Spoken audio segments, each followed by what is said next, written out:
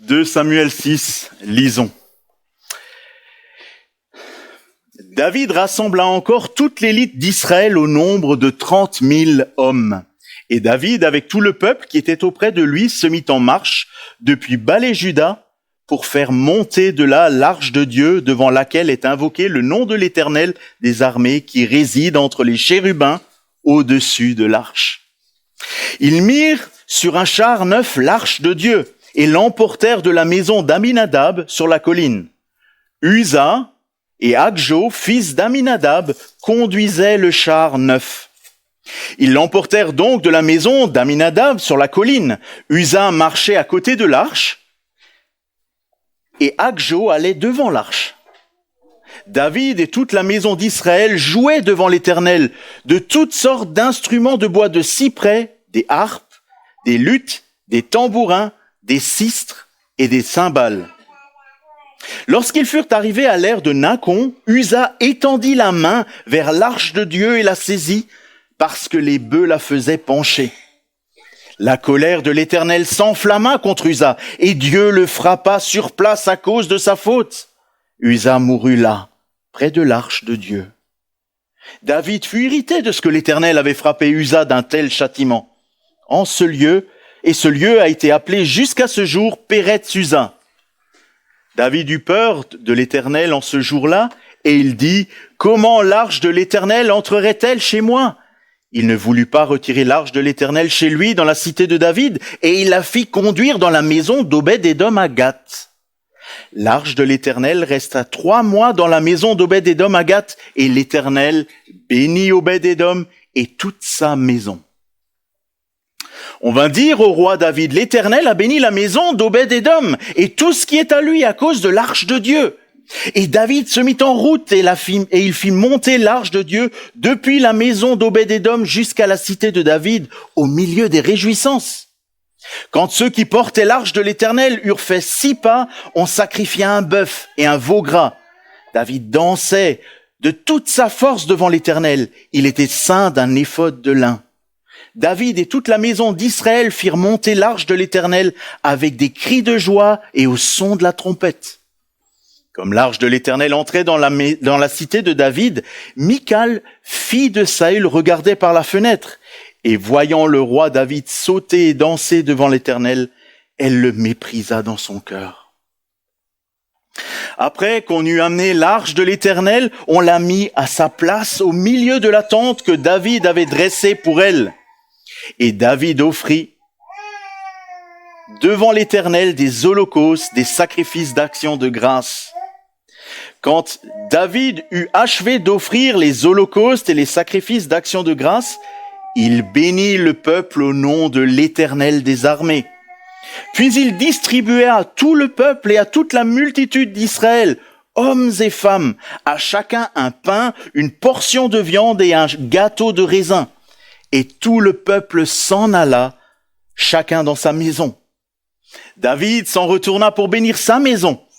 Et Michal, fille de Saül, sortit à sa rencontre. Elle dit, « Quel honneur aujourd'hui pour le roi d'Israël de s'être découvert aux yeux des servantes et des serviteurs, comme se découvrirait un homme de rien. » David répondit à Michal, « C'est devant l'Éternel qui m'a choisi, de préférence à ton père et à toute sa maison, pour m'établir chef sur le peuple de l'Éternel, sur Israël. C'est devant l'Éternel que j'ai dansé. Je veux paraître encore plus vil que cela et m'abaisser à mes propres yeux. Néanmoins, je serai en honneur auprès des servantes dont tu parles. » Or, Michal, fille de Saül, n'eut point d'enfant jusqu'au jour de sa mort.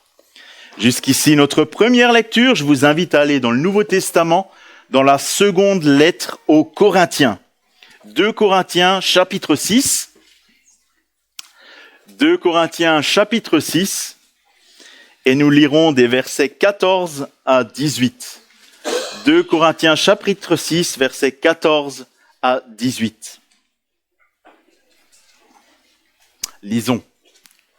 Ne vous mettez pas avec les infidèles sous un joug étranger, car quel rapport y a-t-il entre la justice et l'iniquité? Ou qu'y a-t-il de commun entre la lumière et les ténèbres? Quel accord y a-t-il entre Christ et Bélial? Ou quelle part a le fidèle avec l'infidèle? Quel rapport y a-t-il entre le temple de Dieu et les idoles?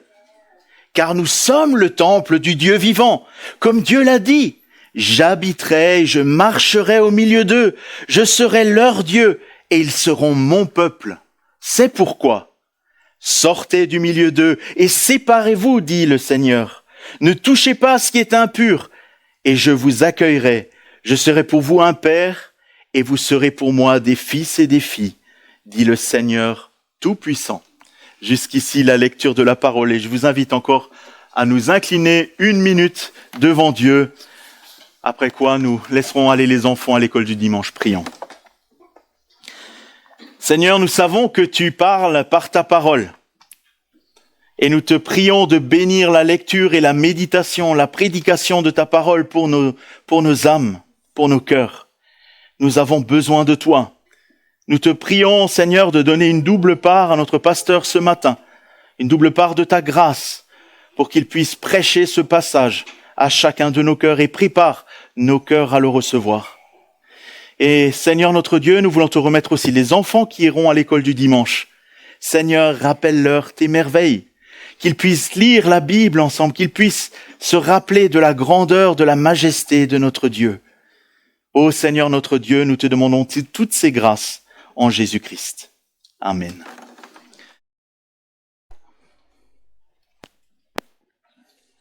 Bonjour à tous. Je vous invite à garder votre Bible ouverte de Samuel 6. Alors, c'est pas de ce problème-là que je veux vous parler ce matin, mais c'est d'un autre problème que nous avons vécu avec Émilie il y a quelques années. C'était lorsque notre fille Ellie avait été malade. C'était rien de grave, mais c'était une infection qu'elle avait qui pouvait potentiellement devenir grave, pouvait atteindre les reins. Et là, on avait été voir le docteur parce qu'elle avait de la fièvre, il y avait quelques problèmes. Et là, le médecin, après l'avoir auscultée, eh bien, nous a donné des antibiotiques qu'il fallait absolument lui donner 3 fois par jour. Assez classique jusque-là.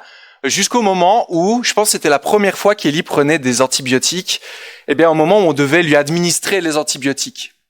Parce qu'une fois qu'on voulait lui donner, elle avait une réaction, de rejet incroyable face à ce vaccin.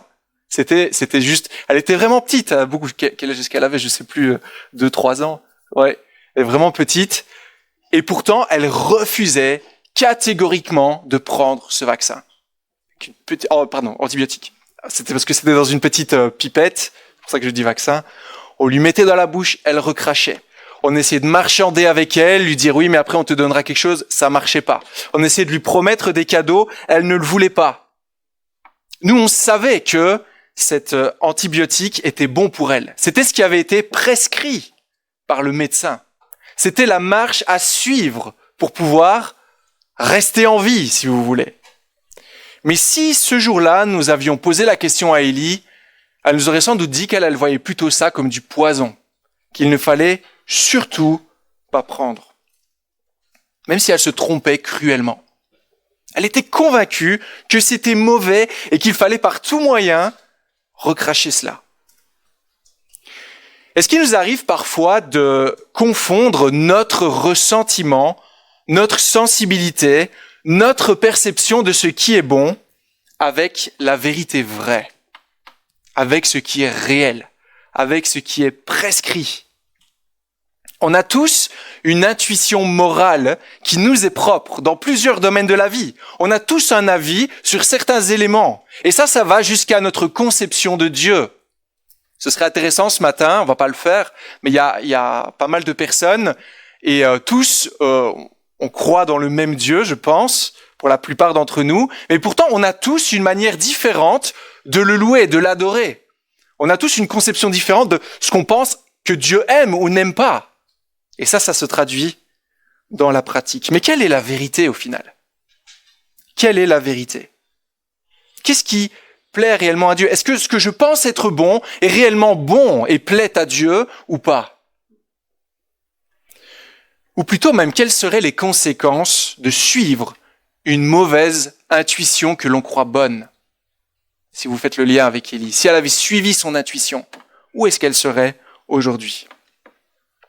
On arrive ce matin dans un texte difficile. Un texte difficile, pas difficile à comprendre, mais difficile à concevoir. Mais un texte tellement utile, tellement utile. Pourquoi? Parce que ce texte, il a un but particulier, c'est de nous décrire, sans détour, sans atténuation, sans préférence, qui est Dieu. Comment il fonctionne. Qui est notre Dieu? Et je trouve que, personnellement, c'est grâce à de tels textes qu'on voit que la Bible est réellement la parole de l'Éternel. Pourquoi est-ce que je dis ça? Parce qu'en fait, quand on lit cette histoire qu'on a lue, surtout la première partie avec Uza, eh bien, on se rend compte que ça va à l'encontre de toute préférence humaine. De toute préférence humaine. Vous allez vite vous rendre compte qu'aucun homme ne pourrait décrire un tel Dieu ou inventer un tel Dieu. Ça me semble bizarre, cette histoire. Et en fait, en étudiant ce texte ce matin, vous pourriez même avoir ce type de réaction. Oh là là, on va jamais gagner des âmes avec un texte comme ça. On va jamais gagner des âmes en prêchant un Dieu tel que celui-là. Il faudrait pas faire autre chose. Il faudrait pas un peu passer rapidement sur les détails ici, ou trouver une explication acceptable. Ce Dieu-là n'est juste pas vendable, n'est-ce pas? On va revenir sur tout ça. Ce Dieu-là, tel qu'on le voit au début de ce texte, ça dépasse ce qui est acceptable selon nous. Pourquoi? Parce que nous avons notre conception de ce qui est acceptable ou non. Mais n'oublions pas que Dieu l'a aussi. Alors je vous invite à en venir à notre texte avec un premier point ce matin. Réalisons un projet digne de la gloire de Dieu. Réalisons un projet digne de la sainteté de Dieu. C'est ce qu'on voit au début de cette histoire. Que se passe-t-il au début de ce chapitre? Eh bien, David, il forme un projet merveilleux. Un projet qui prouve qu'il aime Dieu. Un projet qui prouve que Dieu a de l'importance pour lui et qu'il veut le voir au centre de sa vie. Qu'est-ce qu'il veut faire? Eh bien, il veut prendre l'arche de l'Éternel et la mettre au milieu de son peuple. Comment est-ce qu'il va faire ça? Verset 2, on le voit ici. David et tout le peuple qui était avec lui partit de Balé-Juda pour en faire monter le coffre de Dieu, sur lequel est invoqué le nom du Seigneur, le nom du Seigneur des armées. Alors, je vais aller rapidement sur cela, même si au début j'avais prévu d'en parler plus longuement. Mais le coffre de l'Éternel, le coffre de l'Alliance, l'arche de l'Alliance ici, est vraiment à l'époque la représentation de la présence de Dieu. Celui qui avait l'arche au milieu de son peuple était sûr que Dieu était là, Dieu était présent. C'était le lieu même où Dieu donnait sa loi, où Dieu dirigeait, où Dieu pardonnait, où Dieu faisait avancer son peuple. On en a déjà bien parlé dans une étude biblique l'année dernière où on a parcouru le livre de l'Exode, où on a bien décrit tous les éléments de cela. Donc cette arche est vraiment précieuse. C'est comme d'avoir Dieu qui est là, présent en personne. Alors David veut très naturellement prendre cette arche et la ramener au cœur de sa ville, au cœur d'Israël. Quoi de plus normal pour une personne qui valorise Dieu? Comment va-t-il faire pour rapatrier cette arche? Verset 3. Eh bien, ils prirent ce coffre, ils chargèrent le coffre de Dieu sur un chariot neuf. Ils l'emportèrent à la maison d'Abinadab qui est sur la colline. Uza, et moi j'ai Aïo. Pour Olivier, c'était un petit peu différent la traduction. Je veux dire Aïo, Uza, fils d'Abinadab, conduisait le chariot neuf. Alors, Uza et Aïo sont les personnes qui vont prendre en charge le convoi pour amener ce coffre tellement important au cœur de Jérusalem. Mais qui sont-ils, ces deux personnages dont on n'a jamais entendu parler? Eh bien, pour comprendre d'où ils viennent et pourquoi ils ont cette tâche particulière, il faut remonter assez loin, en fait. Il faut remonter tout au début de notre série dans le livre de Samuel, en 1 Samuel chapitre 7. Ça, très très loin. Je pense que vous vous rappelez peut-être pas forcément, je vous en voudrais pas. Et ça va répondre aussi à la question, mais pourquoi l'arche de l'Éternel n'est-elle pas déjà au milieu d'Israël? Pourquoi est-ce qu'elle est dans un autre endroit, Baalé de Juda? Qu'est-ce que c'est que ça? Que s'est-il passé? Et en fait, ça nous ramène à une époque, en Samuel 7, je vous résume cela, lorsque l'arche avait été perdue. Vous vous rappelez peut-être certaines histoires qu'on avait vues où Israël devait affronter les Philistins et pour être sûr d'avoir la victoire, qu'est-ce qu'ils avaient fait? Parce qu'ils n'arrivaient pas à avoir la victoire sur les Philistins à cette époque. Ils avaient pris l'arche de l'Éternel et un peu comme un talisman qui donne la victoire, ils l'avaient mise là. Mais malheureusement, on avait vu à l'époque que Dieu, on peut pas le traiter comme un talisman, un gris-gris, comme un porte-chance. Et du coup, l'arche avait été emmenée par les Philistins. Et c'était un jour de catastrophe nationale pour Israël. Mais heureusement, peu de temps après, Dieu a mené la vie dure aux Philistins lorsqu'ils avaient placé l'arche à côté de Dagon dans le temple de leur faux dieu. Et l'arche était revenue finalement à Israël. Et vous vous rappelez peut-être de quelle manière elle était revenue. Elle était revenue par elle-même sur un chariot neuf, tiré par 2 bœufs qui étaient en train d'allaiter. Bon là, les bœufs, c'est les mâles, c'est ça, c'est les vaches. Ouais. Merci Jean-Luc. Des vaches qui allaitent leurs petits, mais qui, parce que Dieu l'a décidé, ont pris une direction. Et là, ils avaient gagné l'intérieur d'Israël et à la frontière étaient arrivés aux côtés de la maison d'un certain Abinadab.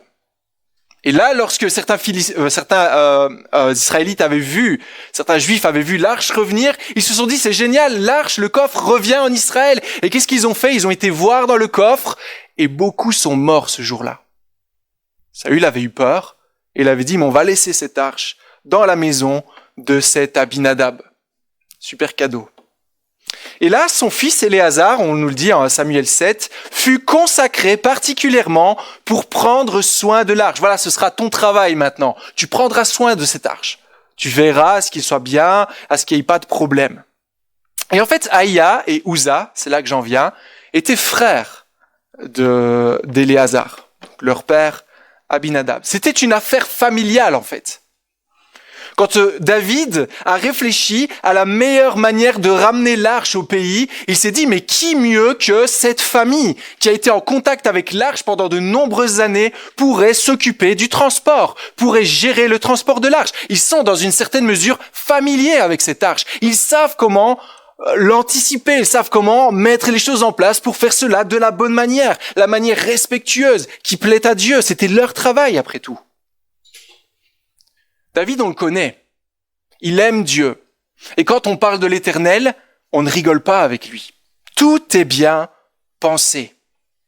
Et cela va jusqu'au moment où, lorsque l'arche est déplacée, on reconnaît bien là la patte de David, si je peux dire, où tout le monde jouait des instruments devant l'Éternel. Parce qu'on veut se réjouir de la venue, du retour de Dieu parmi son peuple. Et on voit ici toute la description qui montre à quel point ça devait être grandiose. On pourrait même se dire, mais en fait, il est quand même temps, n'est-ce pas, que l'arche revienne en Israël. Et ça, David le sait, car dès le début de son règne, là on est au début du règne, au début de sa royauté, eh bien il veut remettre les bonnes priorités. Dieu doit venir au milieu, il doit revenir au milieu de son peuple, car il aime Dieu. Et il est plein de bonne volonté, de bons désirs, il est vraiment sincère dans sa démarche. Mais que se passe-t-il pendant le voyage? Que se passe-t-il dans ce projet, dans cette logistique pourtant si bien ficelée? Tout d'un coup, un problème survient au milieu des chants, au milieu des louanges, de la musique, de toutes ces festivités en l'honneur de l'Éternel. Et on imagine la scène ici. On a une multitude rassemblée, faisant de la musique, dirigeant l'arche avec joie au milieu pour le retour au milieu de son peuple. Et là, tout d'un coup, celui qui dirige la louange tombe à terre, mort, foudroyé, sur place, sans avertissement, sans un coup de semonce. Et là, on imagine la scène. Tous se tournent, se demandent ce qui se passe et réalisent que c'est Dieu lui-même qui a foudroyé cet homme, qui est pourtant venu servir Dieu, qui était pourtant tellement dévoué envers Dieu. Que s'est-il passé? Que s'est-il passé pour que cette catastrophe arrive? Regardez le verset 6 avec moi. Lorsqu'ils arrivèrent à l'ère de Nacon, Uza étendit la main vers le coffre de Dieu et le saisit parce que les bœufs avaient fait glisser. Le Seigneur se mit en colère contre Uza et Dieu l'abattit là à cause de cette insolence. Uza mourut là, près du coffre de l'Éternel. Qu'est-ce que vous pensez de ça? Qu'est-ce que vous pensez de ça? Je pense qu'il faut se laisser choquer par le texte à ce moment-là. Et je pense que vous m'avez pas attendu pour être choqué par ce texte. Et moi, j'aurais envie de dire, les amis, c'est normal d'être perplexe devant ce texte. C'est normal d'être inquiet. C'est normal d'être terrorisé. Moi, je croyais que Dieu était amour. Et là, il tue de sang-froid l'un de ses serviteurs qui s'inquiétait de la situation de l'arche de l'Éternel, qui s'inquiétait de la sainteté de ce Dieu. Pourquoi on doit être perplexe devant l'action de Dieu? Qu'est-ce qu'il a fait Uza en fait ici? Si vous voulez, il a simplement appuyé sur le bouton d'arrêt d'urgence pour arrêter la machine, pour éviter une catastrophe qui aurait sali le nom de Dieu. Imaginez l'arche qui tombe sur le sol, tombe dans la boue là où les animaux ont marché, là où c'est peut-être vraiment sale, qui s'ouvre là aux yeux de tous. Ce serait horrible, catastrophique. Et pourtant Dieu le terrasse, le tue sur place. Il a été insolent de faire cela. Êtes-vous choqué de la conclusion du début de cette histoire? Est-ce que vous êtes choqué? Eh bien, vous devriez l'être, au moins autant que David. David au verset 8 et au verset 9. Regardez la réaction de David. David se fâcha. Qu'est-ce que c'est que ça? Se fâcha parce que le Seigneur avait ouvert une brèche en Uza. C'est pourquoi on appelait ce lieu Peretz Uza, brèche d'Uza jusqu'à ce jour. En ce jour-là, David fut saisi par la crainte du Seigneur et il dit « Comment le coffre du Seigneur pourrait-il entrer chez moi ?» Et l'expression du verset 8, Peretz Uza, en fait, rapidement, c'est une expression qu'on a retrouvée dans le chapitre précédent lorsque Dieu a combattu les Philistins. Il a ouvert une brèche parmi les Philistins, on l'avait vu. Donc ici, la manière dont Dieu a traité ses ennemis dans le chapitre précédent et la manière dont Dieu agit envers ceux qui le servent. C'est terrible. Maintenant, je voudrais vous inviter à regarder plus en détail ce qui s'est réellement passé et ce qui a déclenché la colère de Dieu. Et ça nous amène à notre deuxième point. Réalisons à quel point la sainteté de Dieu nous dépasse. Réalisons à quel point la sainteté de Dieu nous dépasse. Parce que je pense que ça, c'est un des messages que ce texte veut nous laisser. Certes, selon son point de vue, quand on réfléchit à ce qu'Uza a fait, selon sa logique humaine, selon son bon sens, eh bien, Uza, il a agi de la bonne manière, n'est-ce pas? Il a fait ce qu'il fallait, on pourrait même dire, il a été courageux, sachant qu'il ne pouvait pas s'approcher de l'arche. Son intuition morale lui a vivement recommandé que là, en cet instant précis, lorsqu'il voyait l'arche dévier, il fallait agir. Là, il fallait faire quelque chose. Mais pourtant, qu'est-ce que dit le texte à la fin du verset 7, plus ou moins au milieu? Il a été abattu parce que Uza agit avec insolence. Insolence. Ou une autre traduction dirait avec faute devant l'Éternel. Uza a agi de manière inappropriée envers l'Éternel. Mais si même, à vue humaine, on aura envie de dire, mais comment est-ce que tu peux dire ça? Pourquoi on dit qu'il a agi de cette manière-là alors qu'il semble avoir servi l'Éternel comme il le faut? Eh bien simplement parce que Dieu avait auparavant donné des instructions précises de la bonne manière d'agir envers l'arche de l'Éternel, l'arche de l'Alliance. Qu'est-ce qu'il avait dit par le passé? Il avait été clair.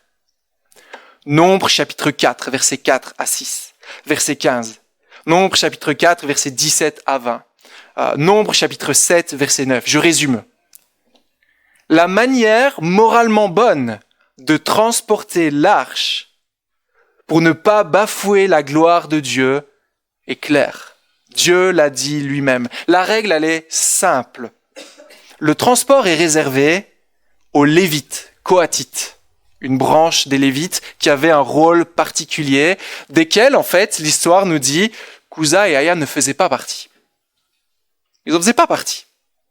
Et il y avait 3 recommandations précises pour ces Lévites Coatites qui devaient s'occuper du transport de l'arche. Ne pas toucher, ne pas regarder, il fallait l'emballer, et ne pas transporter sur un chariot. Là, vous comprenez un petit peu plus certaines choses, n'est-ce pas? Et au final, quand on comprend cela, quand on prend un peu de distance et qu'on réalise ce que Dieu a dit, voyez-vous ce qu'il faut réellement comprendre ici de cet épisode? En fait, Dieu, il a plutôt fait preuve de miséricorde et de patience, n'est-ce pas? Quand on voit les désobéissances continuelles de Aya et Uza envers la sainteté de Dieu. Mais, à un moment donné, la patience de Dieu est arrivée à son comble. Et il a été foudroyé. Donc une première vérité que l'on voit à propos de Dieu, c'est qu'il est patient, mais pas indéfiniment. Pour ceux qui désobéissent à sa volonté, pour ceux qui déshonorent sa sainteté. Mais là, vous allez me dire, mais quand même, il les a aidés.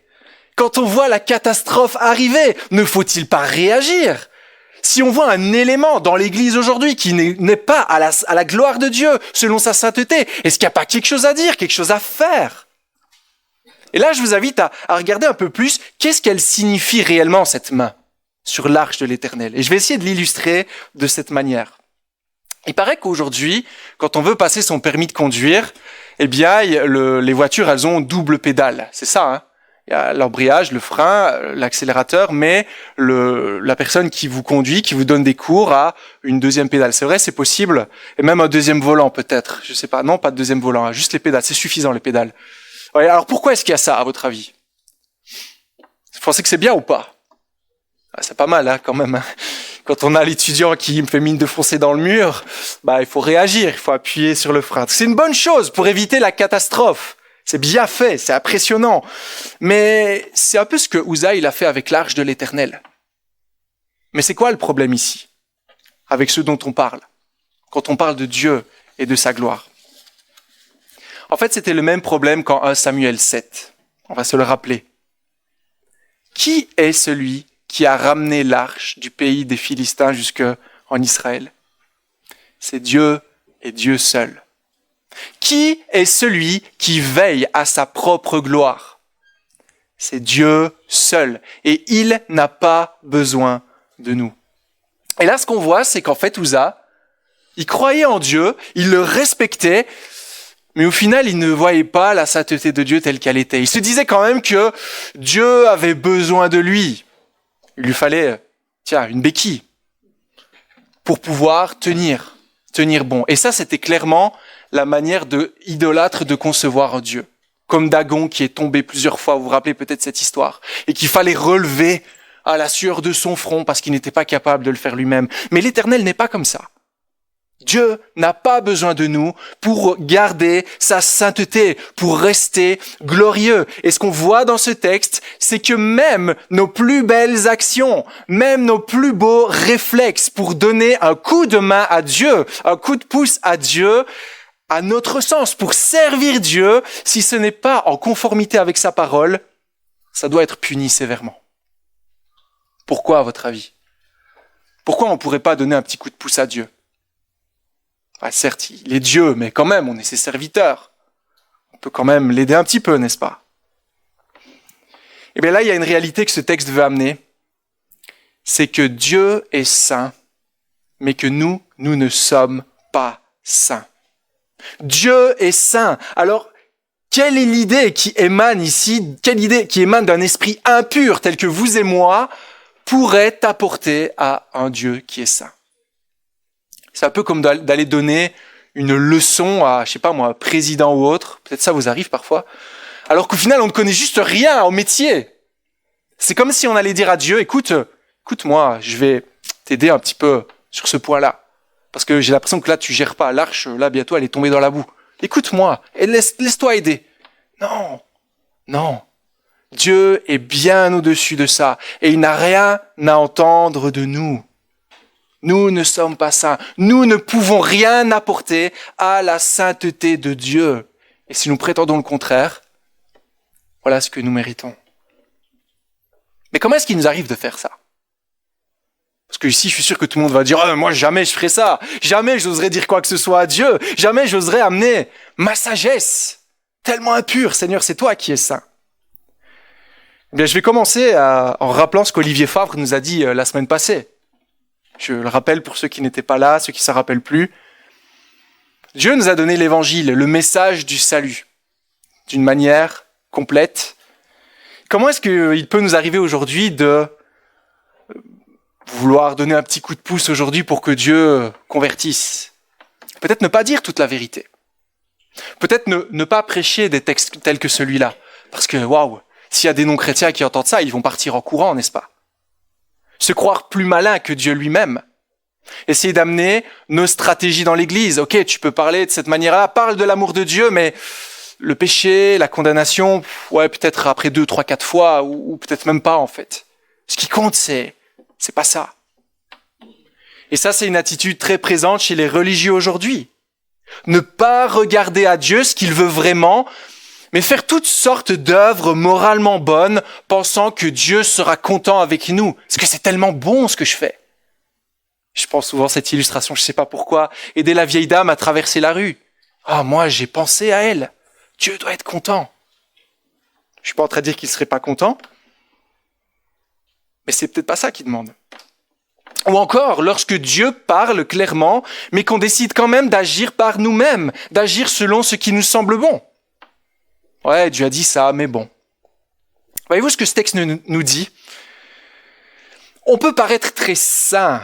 On peut sembler aimer Dieu. On peut sembler vouloir une relation avec lui, vouloir sa gloire, valoriser sa sainteté. Mais si, dans la pratique, on ne le sert qu'à notre manière, selon ce qui nous semble bon, selon nos critères, on n'agit pas pour sa gloire. On n'agit pas pour sa gloire. Et la réaction qu'on peut avoir avec ce genre de texte, eh bien, c'est la négociation. La négociation. Parce qu'on va jamais aller de manière aussi frontale et de dire, ouais, Seigneur, tu dis ça, mais moi, je vais pas t'obéir. Bon, il y en a qui le font, mais c'est pas tous. Mais parfois, on a plus tendance à négocier, et je trouve que dans un texte tel que celui-là, c'est ce qui ressort le plus. Ouais, mais quand même, n'est-ce pas un peu sévère? Après tout, il l'a aidé, là, il a été dévoué, Uza, n'est-ce pas? Il a quand même servi l'Église. Il a quand même servi le projet de Dieu. On a l'avancée du royaume de Dieu dans ce monde. Il a quand même évangélisé. Il a quand même prêché la parole durant de nombreuses années. Il a tenu bon lorsqu'il y avait de l'opposition. Là, je parle d'une manière générale, ce qu'on peut se dire des gens. Du coup, ça excuserait notre péché? Ces manières où, en fait, la sainteté de Dieu a été bafouée? Attention à nos négociations avec Dieu, car c'est le meilleur moyen d'amener notre volonté à être réalisée et pas la volonté de Dieu. J'ai un exemple ici d'une jeune fille que on avait conseillé, c'était en Belgique il y a longtemps, je sais plus si elle vivait en concubinage ou si elle sortait avec un non-croyant, et on l'avait mis en garde. Attention, c'est pas quelque chose qui est sage, etc. Et c'est pas ce que Dieu attend de toi, avec des textes tels que celui qu'on a lu en 2 Corinthiens 6 par exemple. Et là, elle nous avait répondu, oui, mais au moins comme ça, moi je peux lui témoigner de ma foi. Sinon, il a personne qui peut lui parler de Jésus. Est-ce que c'est juste? Est-ce que c'est juste? Vous voyez? Et ça peut être souvent très subtil. J'essaie ici de faire chercher par vous-même les manières dont ça peut s'appliquer. Parfois, on est très subtil avec Dieu, on marchande. Ok, Seigneur, oui, j'ai pas agi comme il fallait. Mais quand même, t'as vu comme je t'ai servi la semaine passée? J'ai prié tous les jours, j'ai été à l'église, j'ai même été plusieurs fois. Un seul de nos actes qui ne correspond pas à la sainteté de Dieu mérite d'être foudroyé par Dieu lui-même. Nous jugeons souvent nos actes par nos intentions, mais Dieu les juge aussi, mais selon sa vérité. Et ce texte, il nous amène à une seule conclusion, en tout cas dans la première partie, qu'on retrouve dans la question de la fin du verset 9. Une question ce matin qui doit nous terrifier quand on voit la condition de l'être humain, qui doit nous terrifier au moins autant qu'elle a terrifié David. Quand on voit Dieu, mais surtout quand on voit nos erreurs, même dans nos actes les plus beaux, notre zèle et nos bonnes intentions pour le servir, regardez verset 9, fin du verset 9. Comment le coffre du Seigneur pourrait-il entrer chez moi? En d'autres termes, comment pourrais-je, moi, qui ne suis pas saint, avoir une relation avec ce Dieu-là, qui est saint et tellement au-dessus, et qui doit me foudroyer pour le moindre acte d'insolence que je commets? Une solution pour résoudre ce problème apparent de la sainteté de Dieu et du fait que nous ne soyons pas saints, c'est de diminuer la sainteté de Dieu, n'est-ce pas? C'est souvent ce qu'on fait. On essaie de se persuader que Dieu, il est différent aujourd'hui. Ouais, Valentin, mais ça c'est 2 Samuel. Mais aujourd'hui, regarde les évangiles, tu les as lus. C'est plus la même chose. Ça, c'est l'erreur qu'un certain Marcion a fait à un moment donné. Une hérésie qui l'a amené à retirer même des livres de l'écriture. En disant, mais ce Dieu-là, on n'en veut pas. On essaie parfois d'oublier la sainteté de Dieu pour au final faire ce qui nous semble bon. Ah, mais Dieu, il peut pas être contre ça. J'ai aidé les pauvres, j'ai donné de l'argent, je fais du bien, j'ai aidé ma vieille voisine, etc. Non, Dieu n'a pas changé. Dieu n'a pas changé, je vous renvoie à certains textes. Acte 5, verset 1 à 11. 1 Corinthiens 11, verset 30-31. Et Hébreux 10, verset 26 à 31. Des textes qui nous parlent de la colère de ce Dieu saint face à ce qui ne l'est pas. Qui nous montre que nous, pécheurs, aujourd'hui, nous n'avons rien à faire dans la présence de Dieu. Nous ne pouvons rien apporter. Mais il y a tout de même un piège lorsqu'on regarde ce texte. Un piège. Et je vais l'illustrer comme ça. Imaginez que vous êtes, je suis pas friand d'art, mais vous êtes devant un tableau de peinture, un Picasso ou autre, je sais pas, est-ce que c'est beau les Picasso? Et disons que c'est le tableau le plus apprécié au monde. Et là, vous arrivez devant le tableau et vous vous dites, c'est pas très beau. Moi, honnêtement, pour moi, c'est juste des traits confus qui partent dans tous les sens. C'est les couleurs mal placées. C'est vraiment incohérent, ça a aucun sens. Et là, vous avez un de vos amis qui dit, attends, recule-toi de quelques pas. Et là, vous reculez. Et au lieu de regarder le tableau à 5 cm, vous l'observez de quelques mètres. Et tout d'un coup, vous découvrez que c'est une œuvre magnifique, merveilleuse, parfaitement cohérente. Et là, qu'est-ce qui se passe? Vous vous émerveillez. Waouh! C'est beau! J'avais pas vu ça. Ok? Je sais pas si vous voyez ce que je veux dire. Si on regarde de trop près ici cette réalité-là, sans voir l'ensemble de la peinture, on peut perdre quelque chose de vraiment important. Je pense que c'est mon rôle de nous aider à reculer un petit peu, et c'est ce que la suite de ce texte fait. 3e et dernier point. Apprécions la sainteté de Dieu pour nous délecter de sa grâce. Apprécions la sainteté de Dieu pour nous délecter de sa grâce.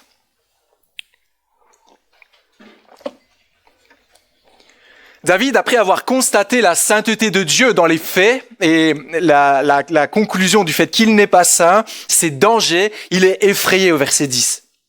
Mais pourtant, que se passe-t-il à la fin du verset 12 ici?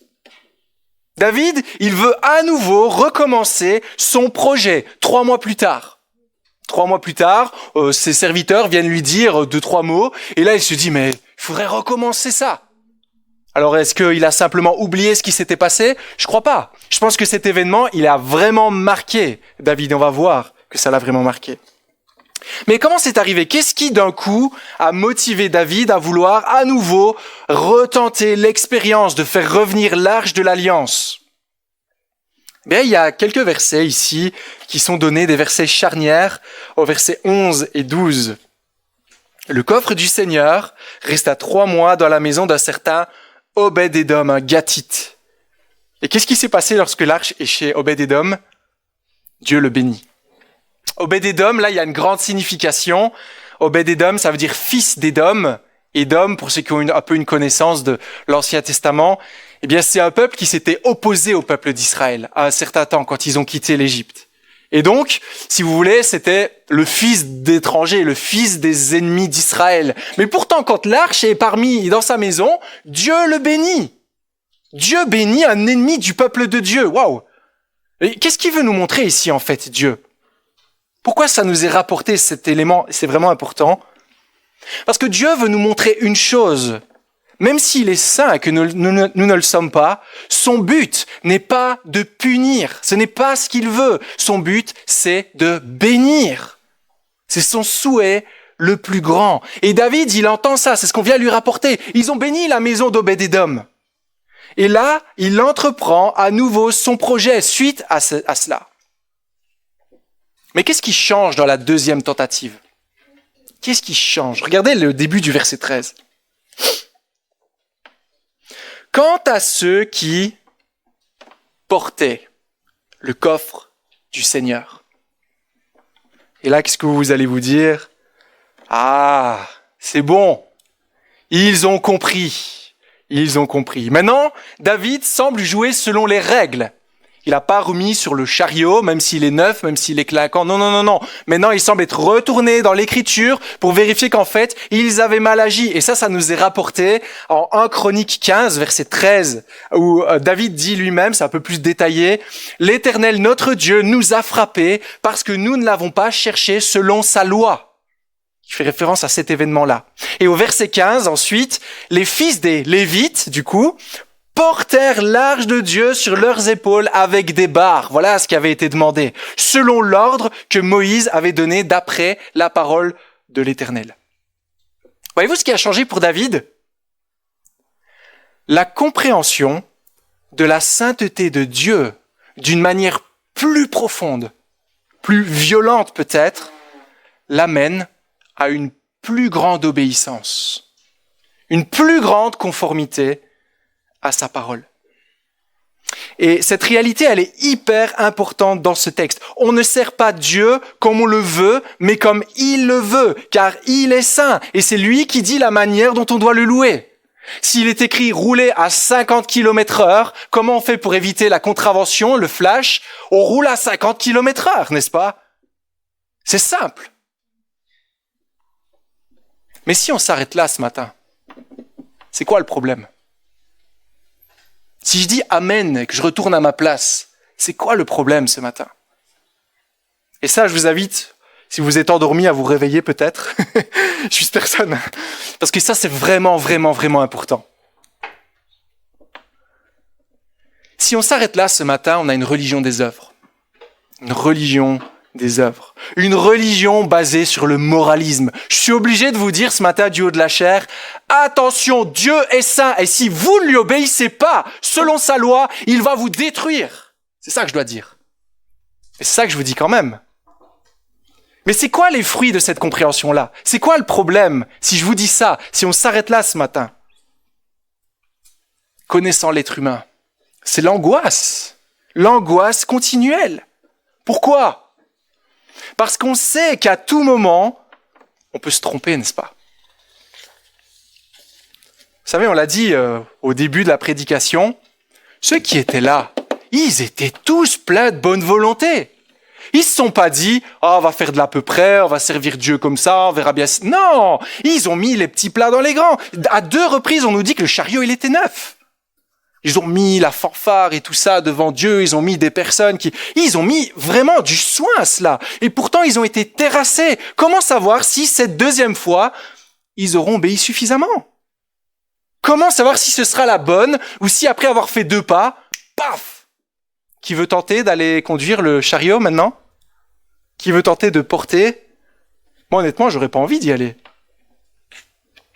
Chers amis, si on s'arrête là ce matin, c'est un peu comme si quelqu'un se promenait avec une arme sur notre tempe et disait « Attention, t'as une chance, mais si tu fais le moindre faux pas, j'appuie sur la gâchette. » Un peu cru comme illustration. Mais c'est vraiment ça.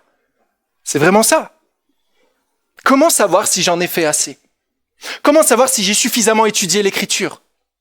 Je vais prier le Seigneur qui m'aide. Mais comment savoir si j'ai prié assez? Comment savoir si c'est même comme ça que je suis censé prier? Comment savoir si actuellement je suis pas en train d'être dans la patience de Dieu et que je suis arrivé au terme de sa patience et qu'il va me foudroyer? Bon, je mets l'accent là-dessus parce que c'est important. Ce serait horrible d'avoir un Dieu tel que celui-là. Et beaucoup de chrétiens disent parfois, de non-chrétiens plutôt, se disent parfois, mais bon, moi j'ai quand même jamais rien fait de mal, j'ai jamais rien fait de si terrible. On se compare. Certains sont même parfois capables d'une grande bonté. Peut-être même que moi je n'aurais jamais.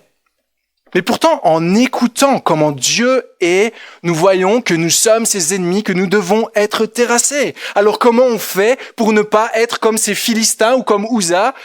On obéit plus, on devient des pharisiens. On obéit. Mais parfois cette attitude se retrouve chez les chrétiens qui ont cette crainte continuelle de Dieu, cette peur. Obéis, attention à toi. Et ici, j'ai juste un mot pour les partisans du perfectionnisme wesleyen, qui pensent que dans cette vie, on peut atteindre la perfection. Oui, tu as la victoire sur le péché. Dans cette vie, si tu es attaché à Christ, tu peux être sans péché. Comment oserions-nous penser qu'à certains moments de notre existence, nous pouvons être sans péché autrement qu'en diminuant à notre niveau la sainteté de Dieu? C'est juste abominable de penser ça. Bon, pour la petite histoire, je viens d'une église comme ça.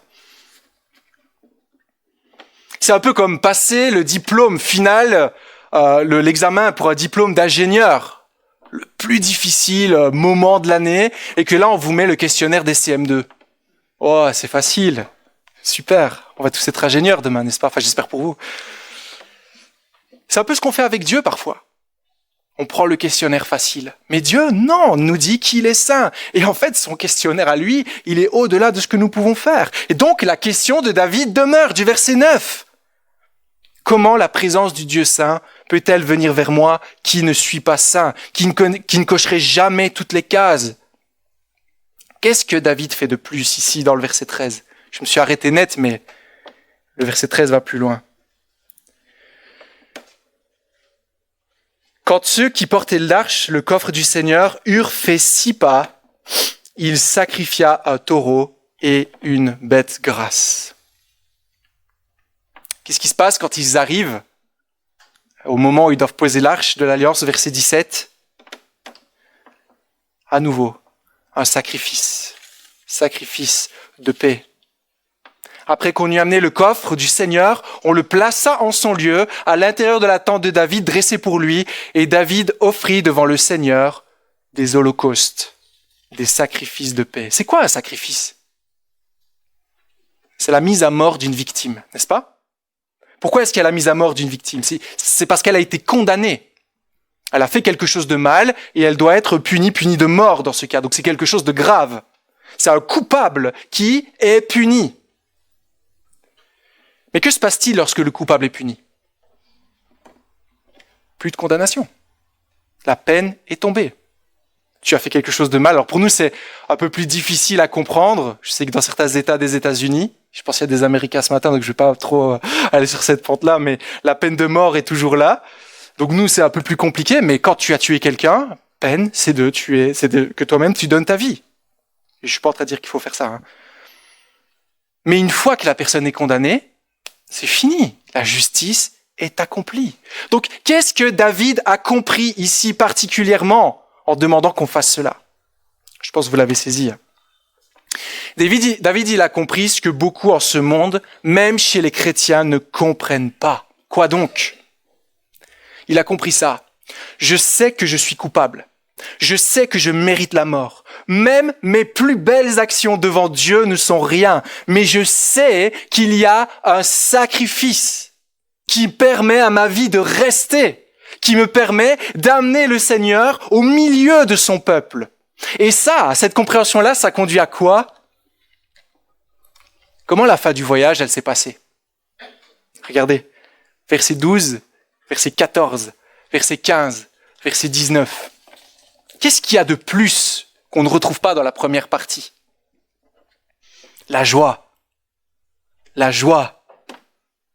David se mit en route dans la joie. David dansait de toute sa force devant le Seigneur. Pourquoi? Parce qu'il était joyeux. Il était tellement joyeux de voir qu'il pouvait avoir cette relation avec Dieu. Comprendre qui est Dieu, comprendre ce que nous sommes ne conduit pas à une triste attitude de désespoir, mais à une attitude de joie pleine. Pourquoi est-ce qu'il est si joyeux, David ?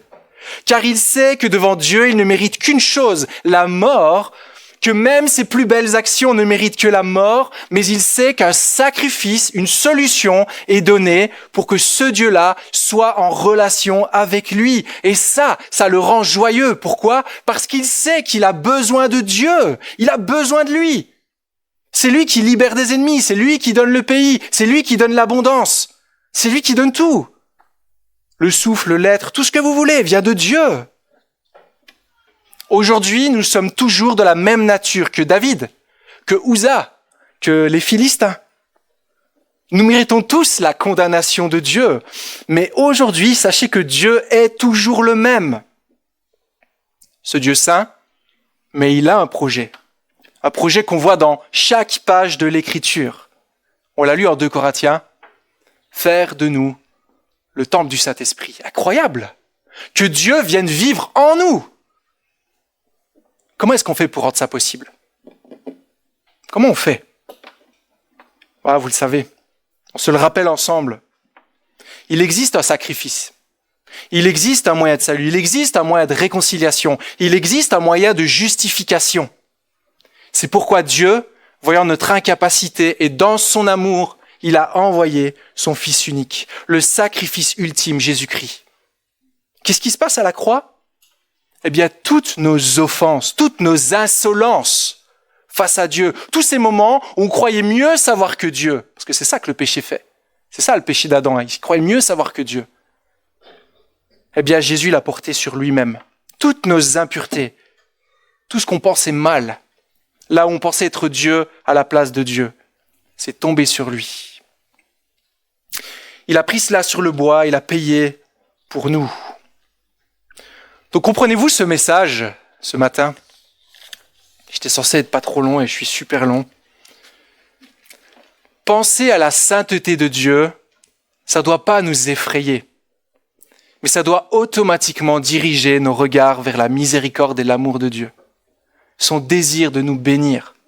Ça doit diriger nos regards vers Christ. Plus on médite ces textes-là, on ne devrait pas les fermer, on ne devrait pas essayer de les passer, mais on devrait pleinement les prendre de face, parce que ça nous ramène vers Christ d'une manière incroyable. Êtes-vous dans la joie de votre salut ce matin ? Oui, on passe par des moments difficiles.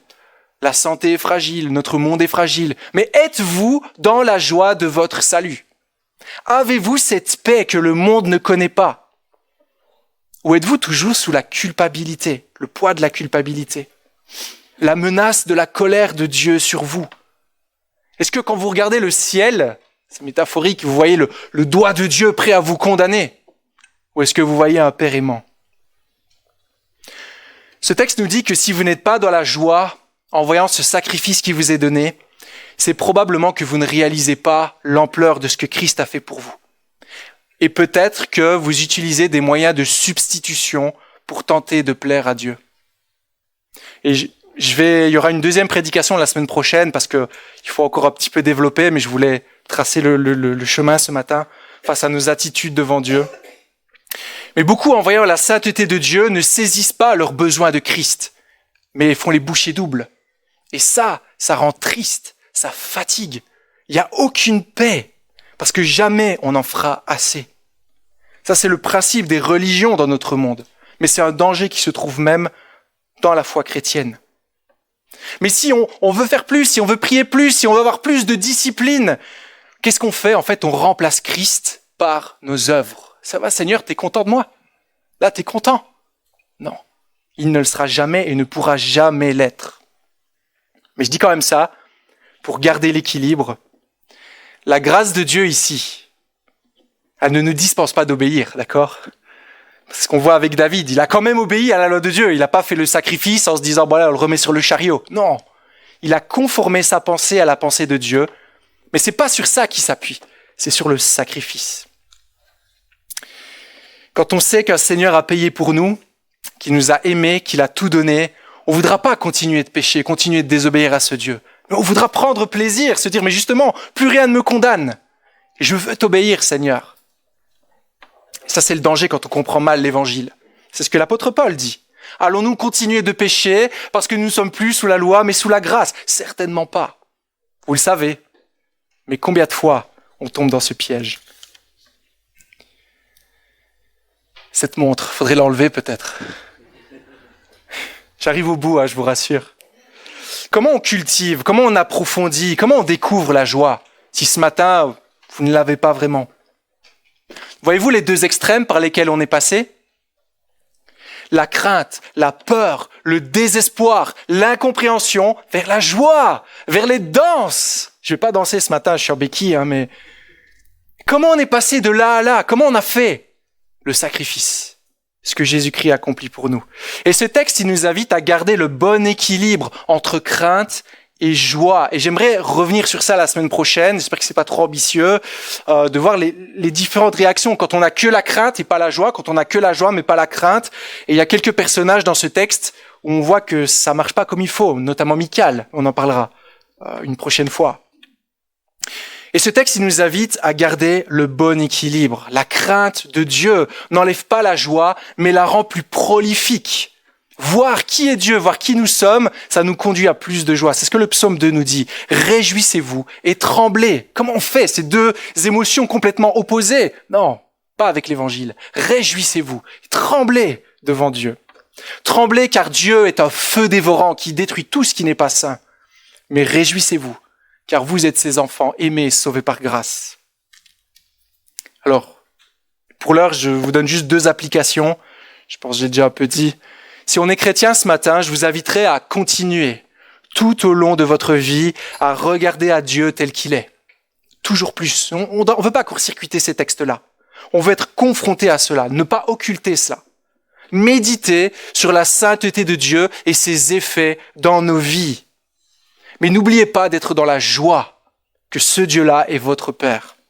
Réalisez à quel point il vous a béni, parce que c'est ce qu'il veut faire. Il veut bénir, bénir, bénir. Et dans votre péché, courez toujours plus vers Christ. Jetez-vous littéralement dans ses bras. Et si vous n'avez pas la joie en entendant cela, si ça vous laisse de marbre, peut-être que dans vos vies, vous avez remplacé Christ. Et ça peut être très subtil. Peut-être que dans votre vie, vous négociez avec Dieu certaines attitudes. Et si vous n'êtes pas chrétien, voyez une fois de plus qui est Dieu. Voyez qui il est. C'est un Dieu saint, un Dieu qui prend patience, un Dieu qui fait miséricorde, même à ceux qui lui désobéissent, comme Uza. Mais sa patience a une fin. Il nous le montre régulièrement, le déluge, Sodome et Gomorrhe, l'histoire des 10 plaies, cette histoire encore. Il y aura un dernier chapitre qui viendra où le Seigneur viendra et punira tous ceux qui ont été rebelles. Donc en entendant cela, le but ce n'est pas de faire les bouchées doubles, mais c'est d'aller à Jésus, d'aller à ce sacrifice. On joue pas ici. On n'essaye pas de faire de son mieux. Il n'y a pas d'à peu près.